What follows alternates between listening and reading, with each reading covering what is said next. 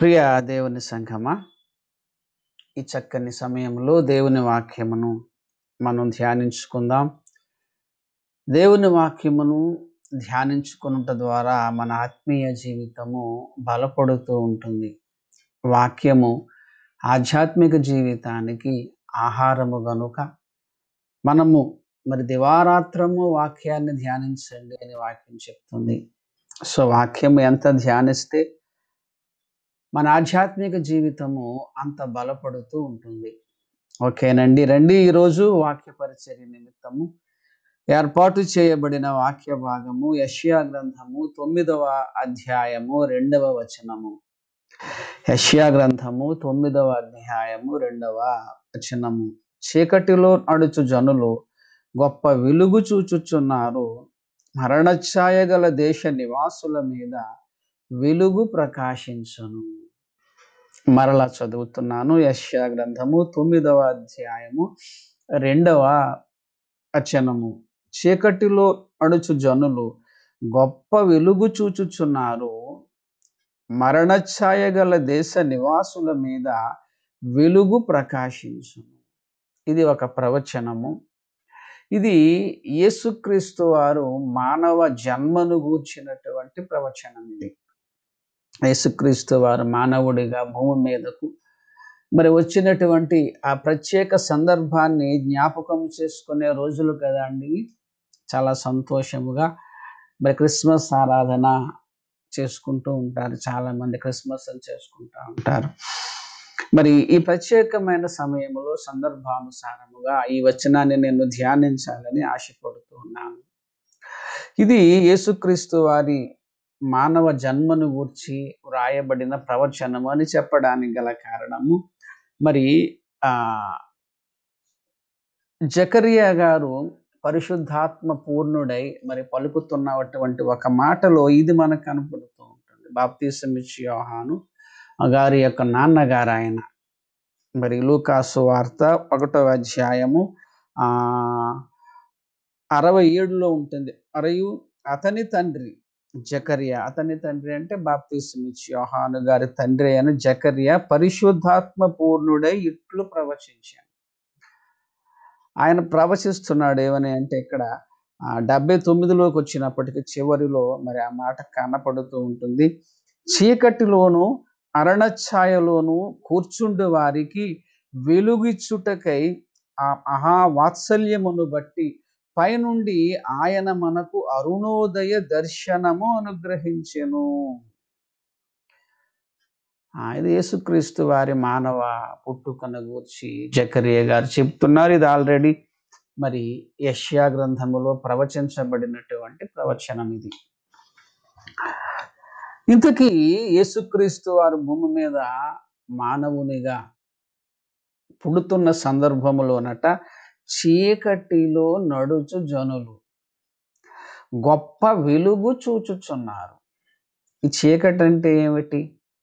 వెలుగును చూడటం అంటే ఏమిటి? దీన్ని మనం ఎలా అర్థం చేసుకోవాలి?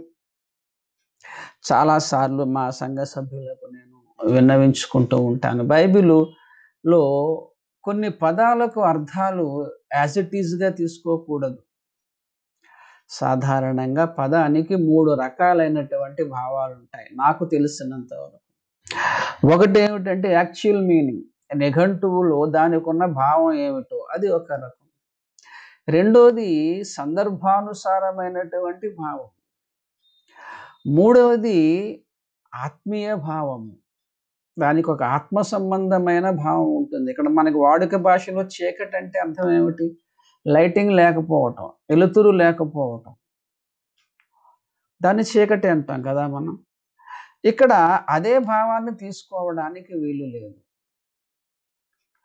చీకటి అంటే ఏమిటో ఒక ప్రత్యేకమైన భావం ఉంది. అలాగే వెలుగు అంటే ఏమిటో కూడా ఒక ప్రత్యేకమైన భావం ఉంది.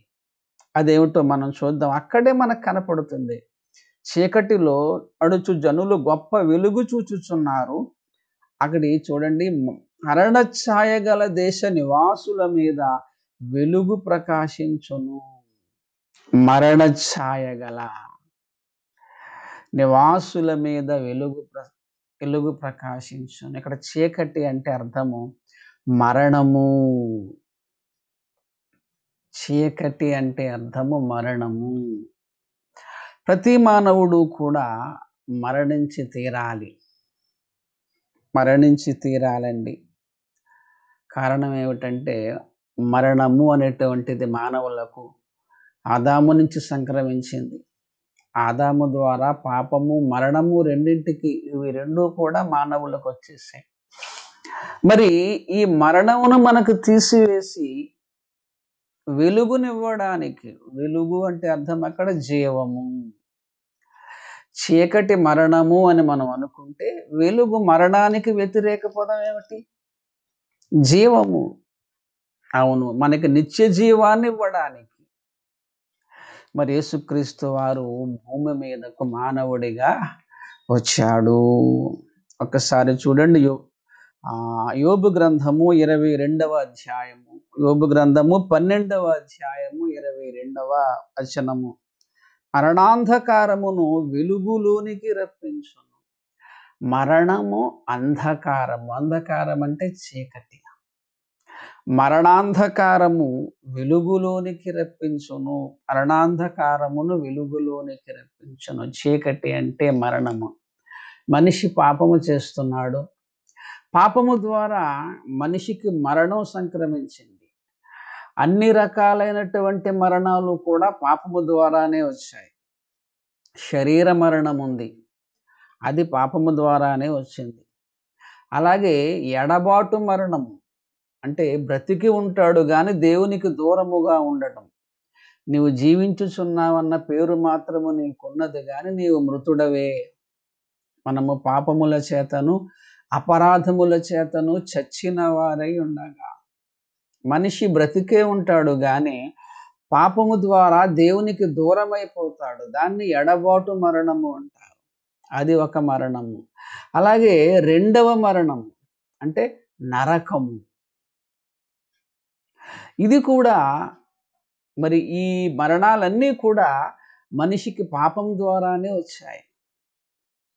సో పాపము ద్వారా వచ్చినటువంటి మరణమును తీసివేయడానికి, నిత్య జీవాన్ని ఇవ్వడానికి చనిపోయిన తరువాత ఒక శాశ్వతమైనటువంటి లోకం ఉన్నది, శాశ్వతమైన జీవితం ఉన్నది. అది ఇవ్వడానికి యేసుక్రీస్తు వారు భూమి మీదకు మానవుడిగా వచ్చాడు. యోహాను సువార్త 8వ అధ్యాయము 12వ వచనము. యోహాను సువార్త 8:12.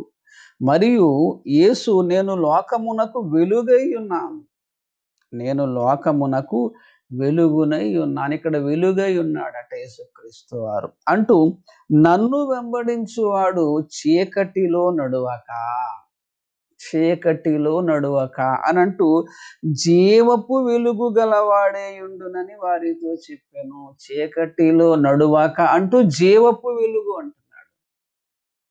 అంటే జీవించటము వెలుగు అంటే, చీకటి అంటే అర్థం ఏమిటి? అక్కడ మరణించటం. ఈ మరణమునే ఈ భయంకరమైన పరిస్థితి నుంచి మానవులను తప్పించడానికి యేసుక్రీస్తు వారు భూమి మీదకు మానవుడిగా వచ్చాడు. చీకటిలో అడుచు జనులు గొప్ప వెలుగు చూచుచున్నారు అంటే అర్థం, ఆ చీకటి అంటే ఏమిటో మనకు తెలియాలి, ఆ వెలుగు అంటే ఏమిటో కూడా మనకు తెలియాలి. ఇక్కడ చీకటి అంటే అర్థము మరణము. మానవ జాతి అంతా పాప మరణాలకు లోబడి ఉంది. దాని పోవాలంటే మనం చేసినటువంటి పాపాలకు ప్రాయశ్చిత్తము జరగాలి. మనము చేసినటువంటి పాప శిక్షను ఒక పరిశుద్ధుడు అనుభవించాలి. పరిశుద్ధులు ఎవరున్నారు భూమి మీద? మానవుడు పుట్టుకతోనే పాప స్వభావము కలిగినటువంటి వ్యక్తి. ఏ మానవుడు కూడా భూమి మీద పరిశుద్ధుడుగా ఉండే అవకాశము లేదు. చిన్నపిల్లల శరీరాలలో కూడా పాప నియమము ఉన్నది. కనుకనే పరిశుద్ధుడైన దేవుడు యేసుక్రీస్తు వారు భూమి మీదకు మానవునిగా రావలసిన పరిస్థితి వచ్చింది. మరి ఆయన మానవుడిగా వచ్చాడు. మానవులందరి పాప శిక్షను ఆయన భరించాడు. శిక్ష ఆయన భరించాడు గనుక మనకు పాప క్షమాపణ జరుగుతుంది. సో, మనకు పాప క్షమాపణ జరుగుట ద్వారా మనకు నిత్య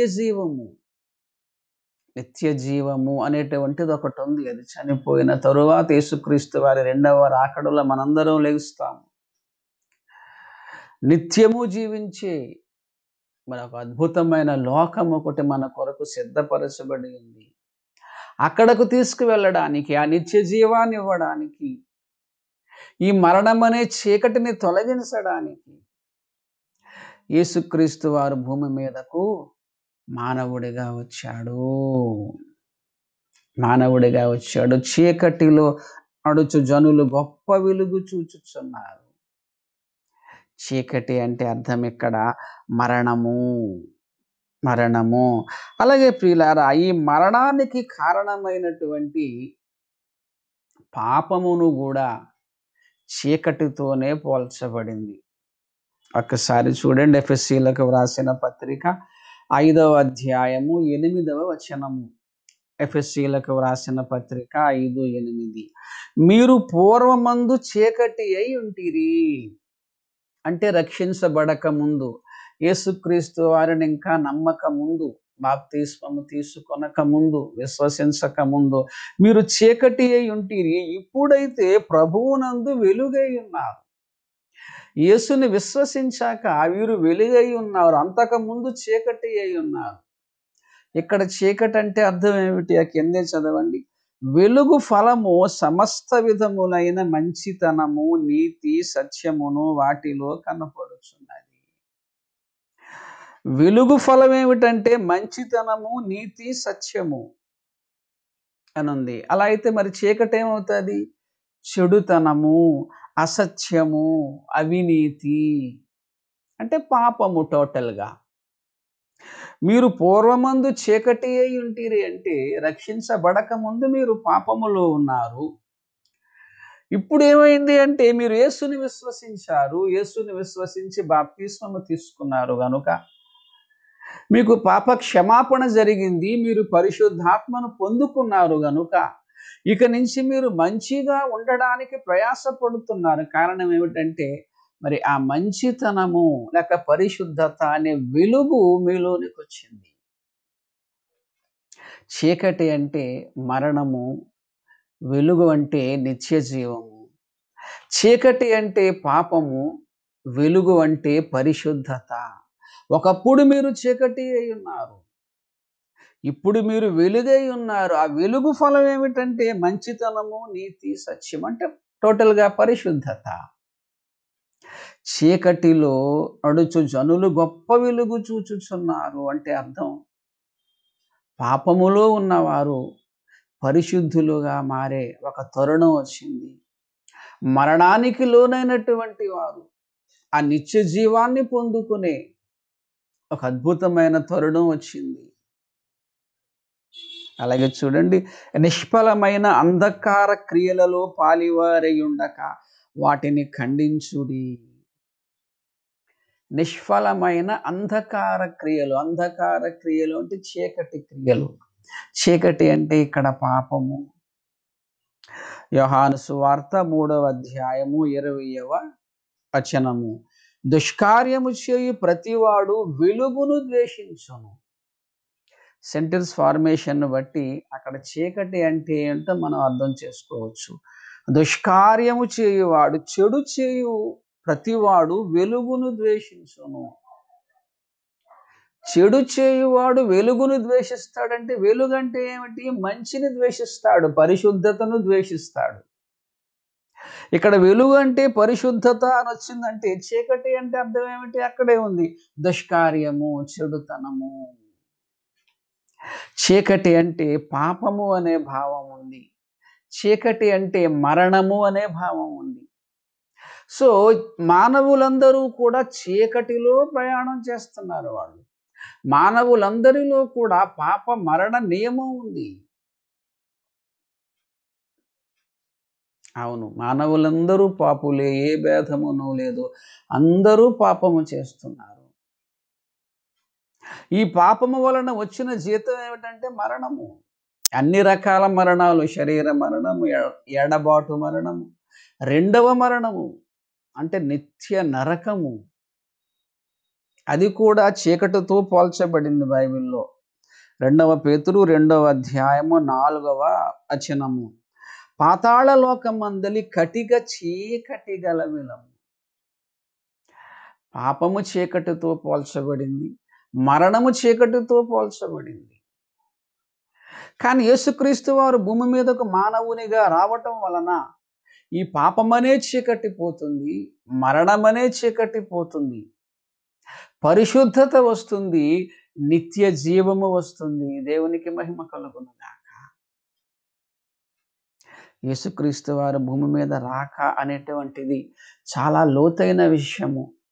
మానవ జాతికి మరి ఒక అద్భుతమైనటువంటి శాశ్వతమైనటువంటి మేలును కలిగించే విషయము. మానవ జాతిని పాపమనే చీకటి నుంచి, మరణమనే చీకటి నుంచి విమోచించడానికి మరి ఆయన మానవుడిగా భూమి మీదకు వచ్చాడు. అందుకే ఆయన భూమి మీదకు మానవుడిగా వస్తున్నప్పుడు చెప్పబడినటువంటి ప్రవచనము, చీకటిలో నడుచు జనులు గొప్ప వెలుగు చూచుచున్నారు. అలాగే ప్రియులారా, చీకటి అనే దానికి ఇంకొక భావం కూడా ఉంది. అది కూడా చూద్దాం ప్రియులారా. మరి 119వ కీర్తన 105వ వచనం. 119వ కీర్తన 105వ వచనము. నీ వాక్యము నా పాదములకు దీపమును, నా త్రోవకు వెలుగునై ఉన్నది. ఇక్కడ వెలుగు అనే పదం వాడబడింది. ఇక్కడ ఏమిటి వెలుగు అంటే వాక్యము వెలుగు. వాక్యము వెలుగు. వాక్యం అంటే అర్థం ఏమిటి? జ్ఞానము. వాక్యం అంటే జ్ఞానమే కదా. అది వెలుగుతో పోల్చబడింది. జ్ఞానము వెలుగుతో పోల్చబడితే చీకటి దేనితో పోల్చాలి మనం? చీకటి అంటే అజ్ఞానము. అంటే మానవులు అజ్ఞానములో ఉన్నారు, లేక అసత్యములో ఉన్నారు. అలాంటి వారిని జ్ఞానములోనికి లేదా సత్య మార్గములోనికి, వెలుగులోనికి తీసుకురావడానికి యేసుక్రీస్తు వారు భూమి మీదకు మానవుడిగా వచ్చాడు. ఆయన అంటారు కదా, సత్యమును గూర్చి సాక్ష్యం ఇవ్వడానికి నేను వచ్చి తిని, అందుకే నేను పుట్టాను. సత్యం అంటే జ్ఞానమే. సత్యము, వాక్యము, జ్ఞానము. ఇది వెలుగు. ఇది వెలుగుతో పోల్చబడింది. జ్ఞానం అంటే వెలుగు. మరి చీకటి అంటే అజ్ఞానము. చూడండి ఒక్కసారి ప్రసంగి గ్రంథము 2వ అధ్యాయము 14వ వచనము. ప్రసంగి గ్రంథము 2వ అధ్యాయము 14వ వచనము. జ్ఞానికి కన్నులు తలలోనున్నవి.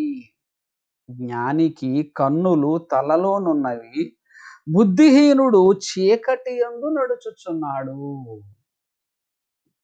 ఇక్కడ చీకటి అంటే బుద్ధిహీనత, మరి వెలుగు అంటే జ్ఞానము.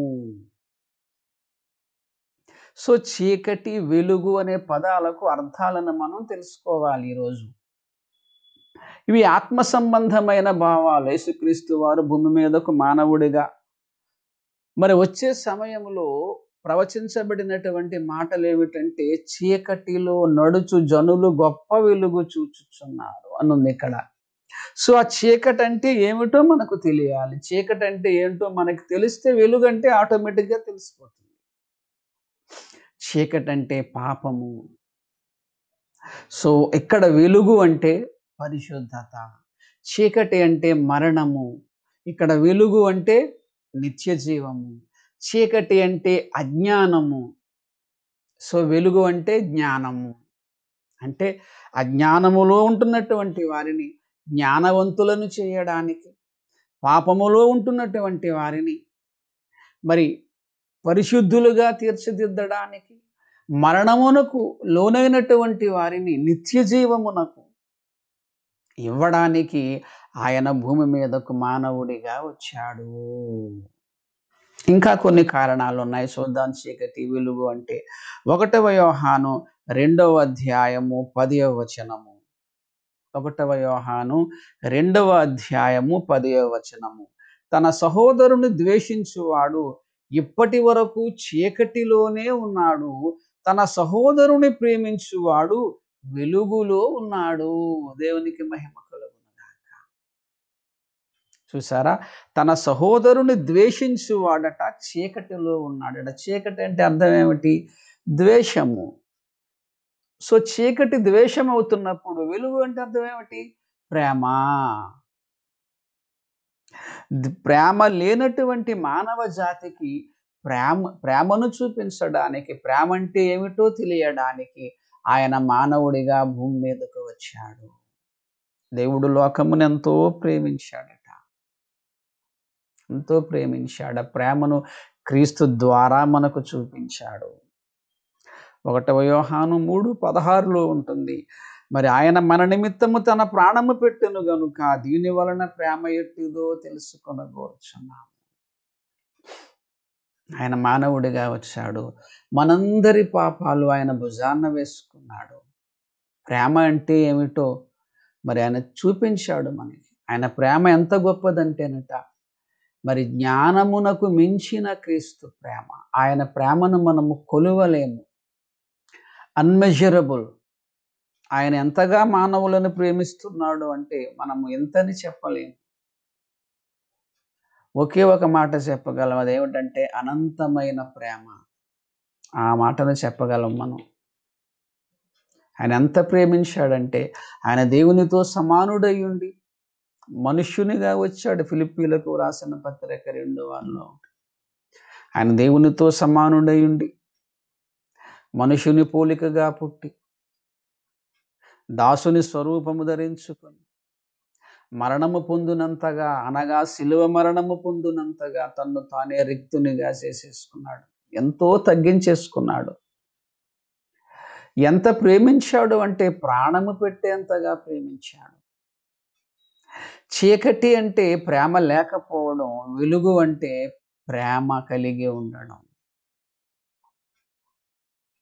యేసుక్రీస్తు వారు మానవుడిగా పుడుతున్నప్పుడు చెప్పబడిన ప్రవచనం యొక్క భావాన్ని మనం ధ్యానిస్తున్నాం. అక్కడ చెప్పబడినటువంటి మాట, చీకటిలో నడుచు జనులు గొప్ప వెలుగు చూచుచున్నారు. యేసుక్రీస్తు వారు మానవునిగా రావటం వల్ల చీకటిలో ఉన్నటువంటి వారు వెలుగును చూస్తున్నారట. ఏమిటా చీకటి? ఏమిటా వెలుగు? అజ్ఞానమనే చీకటి నుంచి జ్ఞానమనే వెలుగులోనికి, పాపమనే చీకటి నుంచి పరిశుద్ధత అనే వెలుగులోనికి, మరణమనే చీకటి నుంచి నిత్య జీవం అనే వెలుగులోనికి, ద్వేషము అనే చీకటి నుంచి ప్రేమ అనే వెలుగులోనికి తీసుకురావడానికి ఆయన మానవుడిగా వచ్చాడు. ఎంత ప్రేమ! తన్ను కొట్టి చంపేస్తున్నటువంటి వాళ్ళను, తండ్రి వీరేమి చేయుచున్నారో వీరెరుగరు గనుక వీరిని క్షమించుము అన్నాడు ఆయన. చంపేస్తున్న వాళ్ళని క్షమించు. ఆయన ప్రేమను కొలవగలవా అండి? ఆయన ఒక సామాన్య మానవుడు కాదే, ఆయన దేవుడు. అంతగా తగ్గించేసుకున్నాడు. ఆయన్ని భయంకరంగా, క్రూరంగా హింసిస్తూ కొరడాలతో కొడుతున్నారు, ముళ్ళ కిరీటాలు పెట్టారు, ముఖం మీద ఉమ్మి వేస్తున్నారు, దూషిస్తున్నారు, మేకులు కొట్టారు, బల్లెంతో పొడుస్తున్నారు, ముళ్ళ కిరీటం పెట్టారు. ఎవరికి ఆయన ఎదురు సమాధానం చెప్పలేదు. ఎవరికి ఆయన ఎదురు సమాధానం చెప్పలేదు. ఆయన కానీ క్షమించమని అడిగాడు. ఆయన శిలువ మరణములో ఆయన ప్రేమ కనపడుతుంది మనకి. ఆయన ప్రేమ కనపడుతుంది. క్రైస్తవ్యము పెరగడానికి గల కారణం ఏమిటంటే ప్రేమ. క్రీస్తు ప్రేమ కనపడుతుంది. మానవులందరి పాప శిక్షను తన భుజాన వేసుకున్నాడు. అందరి పాప శిక్షను ఆయనే అనుభవించేశాడు. మనకు పాప విమోచన కలిగించడానికి, మనలను వెలుగులోనికి నడిపించడానికి, పాపమనే చీకటి నుండి పరిశుద్ధత అనే వెలుగులోనికి, మరణమనే చీకటి నుంచి జీవమనే వెలుగులోనికి,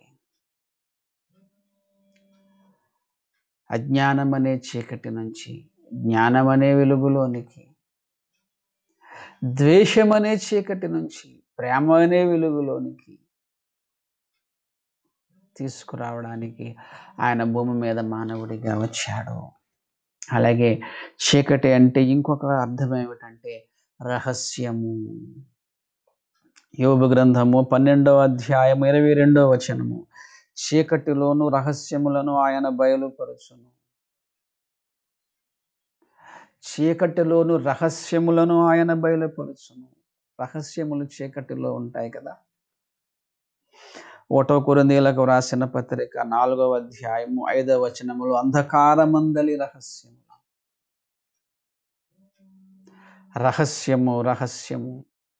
పాత నిబంధన కాలములో యేసుక్రీస్తు వారు రహస్యముగా ఉన్నాడు ఆయన.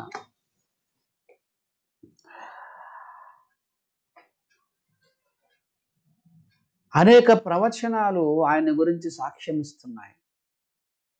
కానీ ఆయన ఎవరు ఏమో.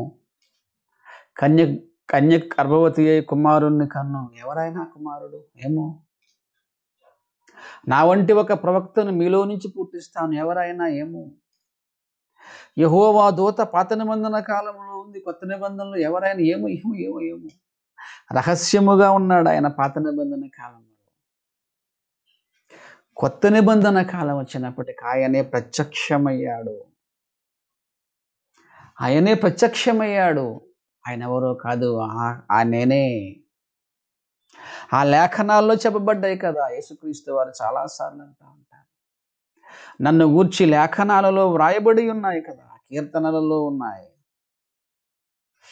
ధర్మశాస్త్రములో ఉంది, ప్రవక్తల ప్రవచన గ్రంథాలలో నన్ను గూర్చి వ్రాయబడ్డాయి కదా. ఆయనను నేనే ప్రత్యక్షపరుచుకున్నాడు.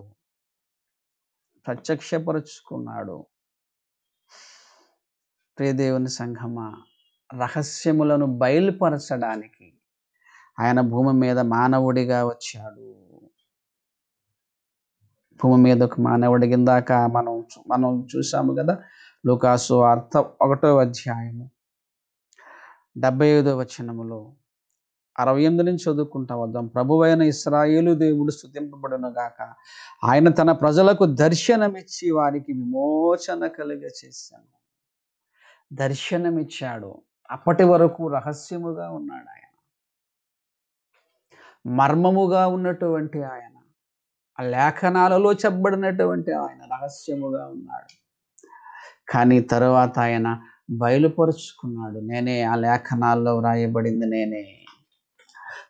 నా ప్రభువుతో ఇలాగ సెలవిచ్చుచున్నాడు, ఆ ప్రభువు నేనే. కన్యక గర్భవతి అయి కుమారుణ్ణి కంటుదని ఉంది కదా లేఖనాలలో. మీరు ఎవరు అనుకుంటున్నారు కదా, నేనే. యెషయి ముద్దు నుండి చిగురు పుట్టును, నేనే. యాకోబులో నుంచి నక్షత్రం పుడుతుంది, నేనే. ఎన్నో ప్రవచనాలు ఉన్నాయి కదా. ఎవరా వ్యక్తి? ఆ లేఖనాల్లో ఉంటున్నటువంటి వ్యక్తి ఎవరు? రహస్యంగా ఉన్నాడు. ఎవరు? నేనే. తన్ను తాను ప్రత్యక్షపరుచుకోవడానికి, మర్మముగా ఉంటున్నటువంటి ఆయన తన్ను తాను బయలుపరుచుకోవడానికి ఆయన భూమి మీద ఒక మానవుడిగా వచ్చాడు. దానియేలు గ్రంథము 2వ అధ్యాయము 22వ వచనము, ఆయన మరుగు మాటలను మర్మములను బయలుపరుచును, అంధకారములోని సంగతులు ఆయనకు తెలియను. అంధకారం అంటే చీకటి, రహస్యమంగా ఏవైతే ఉన్నాయో అవి తెలియచేస్తాడు, ఓపెన్ అవుతాడు. ఆయన ఎవరు? ఓపెన్ అవుతాడు ఆయన. చాలా వచనాలు అదే ఉన్నాయి. అన్యజనులకు నిన్ను బయలుపరుచుటకు వెలుగుగాను, లూకాసు వార్త 2:30లో, అన్యజనులకు నిన్ను బయలుపరుచుటకు వెలుగుగాను. అంతకుముందు ఆయన రహస్యంగా ఉన్నాడు. కానీ మానవుడిగా వచ్చాక ఓపెన్ అయ్యాడు ఆయన. నేనే ఆయననని మీరు తెలుసుకుంటారు. చీకటి అంటే మరి మర్మముగా ఉండడము, రహస్యముగా ఉండటము. చీకటి అనగా పాపము, చీకటి అనగా మరణము, చీకటి అనగా అజ్ఞానము,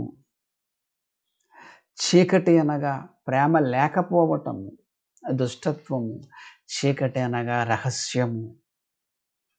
వీటన్నిటి నుంచి వెలుగులోనికి అంటే ఏమైతే చీకటి అని మనం చెప్పుకున్నామో దానికి వ్యతిరేక పదాలే వెలుగు. పాపము చీకటి అయితే పరిశుద్ధత వెలుగు. మరణము చీకటి అయితే నిత్య జీవము వెలుగు. అజ్ఞానము చీకటి అయితే జ్ఞానము వెలుగు. ద్వేషము చీకటి అయితే ప్రేమ వెలుగు. మర్మముగా ఉండడం చీకటి అయితే బయలుపరచబడటం వెలుగు. ఇవన్నీ కూడా మానవ జాతిని రక్షించేవే.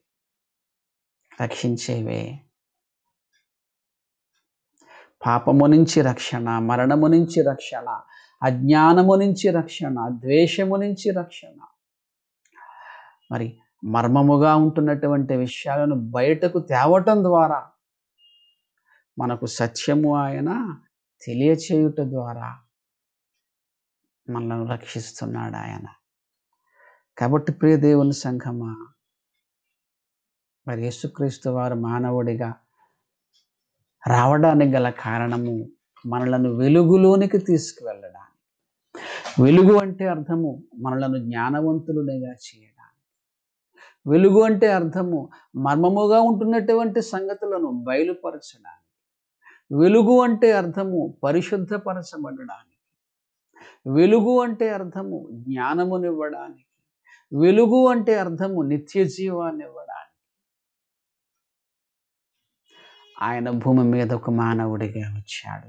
అందుకనే మన పెద్దలు మరి దీనికి సూచనగా ఈ క్రిస్మస్ సందర్భంగా క్యాండిల్ లైట్ సర్వీస్ అని పెడతారు. కొవ్వొత్తులను వెలిగిస్తారు. వారి ఉద్దేశం చాలా మంచిది. ఎక్కడుంది బైబిల్లో చాలా మంది ప్రశ్నిస్తూ ఉంటారు. అక్షరవాదులకు అర్థం కాదు అది. అక్షరాలలో దాగి ఉన్న భావాన్ని మనం గ్రహించగలిగితే మనకు అర్థమవుతుంది. మన పెద్దలు చాలా విషయాలు ఒక ఆలోచనాత్మకంగానే పెట్టారు. క్యాండిల్ లైట్ సర్వీస్ యొక్క ఉద్దేశం ఏమిటంటే చీకటిలో వెలుగు. అజ్ఞానమనే చీకటిని తీసేసి జ్ఞానమనే వెలుగునిచ్చాడు. పాపమనే చీకటిని తీసేసి పరిశుద్ధత అనే వెలుగునిచ్చాడు. మరణమనే చీకటిని తీసేసి నిత్య జీవమనే వెలుగునిచ్చాడు. ద్వేషమనే చీకటిని తీసేసి ప్రేమ అనే వెలుగునిచ్చాడు. రహస్యములో ఉంటున్నటువంటి సంగతులను మాకు ఆయన బయలుపరిచాడు, ఓపెన్ చేశాడు, వెలుగులోనికి తీసుకొచ్చాడు. ఇవన్నీ కూడా మిమ్మును నన్ను రక్షించడానికే. మిమ్మును నన్ను రక్షించడానికే. సో చీకటిలో ఉన్నటువంటి వారు వెలుగులోనికి రావాలి అంటే మరి మానవునిగా వచ్చిన దేవుడైన యేసుక్రీస్తుని విశ్వసించాలి. విశ్వసించినప్పుడే మనం వెలుగులోనికి వస్తాము.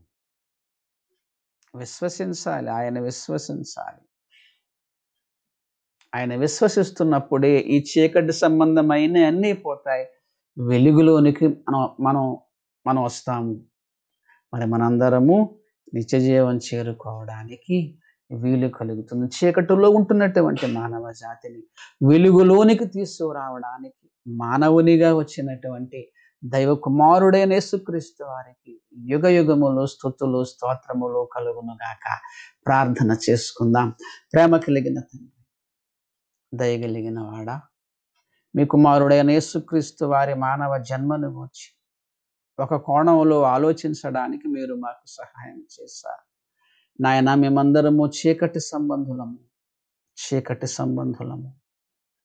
పాపములో ఉన్నటువంటి వారము, మరణమునకు లోనైనటువంటి వారము, అజ్ఞానులము, ప్రేమ లేనటువంటి వారము, ఎన్నో అర్మ సంగతులు మేము మరి తెలియనటువంటి అజ్ఞానులం. అలాంటి మమ్మును తండ్రి మాకు జ్ఞానమునివ్వడానికి, మర్మముగా ఉంటున్నటువంటి సంగతులు బయలుపరచడానికి, ప్రేమను చూపించడానికి, ప్రేమను నేర్పించడానికి, పరిశుద్ధులుగా మమ్మను తీర్చిదిద్దడానికి, నిత్య జీవాన్ని మాకు ఇవ్వడానికి మానవునిగా వచ్చినటువంటి మీ కుమారుని యొక్క ప్రేమను గూర్చి, మీ రక్షణ ప్రణాళికలను గూర్చి మిమ్మల్ని స్తుతులు స్తోత్రాలు చెల్లిస్తున్నాము తండ్రి. మమ్మను వెలుగులోనికి తీసుకువచ్చిన మీ కుమారుని విశ్వసించగలిగే గొప్ప భాగ్యాన్ని మాకిచ్చారు. నాయన, అనేకులు ఇంకా చీకటిలోనే ఉన్నారు తండ్రి. మీ కుమారుడైన యేసుక్రీస్తు వారిని వారు అంగీకరించకుండా ఇంకా చీకటిలోనే ఉన్నారు. నాయన, అలాంటి వారికి మేము రక్షణ సువార్త ప్రకటిస్తూ ఉండగా మాకు సహాయం చేయండి. వారికి ప్రభువా మారు మనస్సును కలుగ చేయండి. వారు కూడా మీ కుమారుడైన యేసుక్రీస్తు వారిని అంగీకరించి చీకటిలో నుంచి వెలుగులోనికి వచ్చి పరిశుద్ధులుగా తీర్చబడి, జ్ఞానవంతులుగా తీర్చబడి, నాయన ఆ నిత్య జీవాన్ని స్వతంత్రించుకొని గొప్ప భాగ్యము మీ సంకల్పంలో ఉంటున్న ప్రతి బిడ్డకు దయచేయమని యేసుక్రీస్తు వారి పరిశుద్ధ నామాన ఈ ప్రార్థన అడిగి వేడుకొంచున్నాము తండ్రి. ఆమెన్. మన తండ్రి అయిన దేవుని ప్రేమయు, కుమారుడైన యేసుక్రీస్తు వారి కృపయు, పరిశుద్ధాత్మదేవుని అన్యోన్య సహవాసం ఇప్పుడు ఎల్లప్పుడూ సదాకాలము మనందరిపై తోడయుండునుగాక. ఆమెన్. వందనాలండి. సెలవు.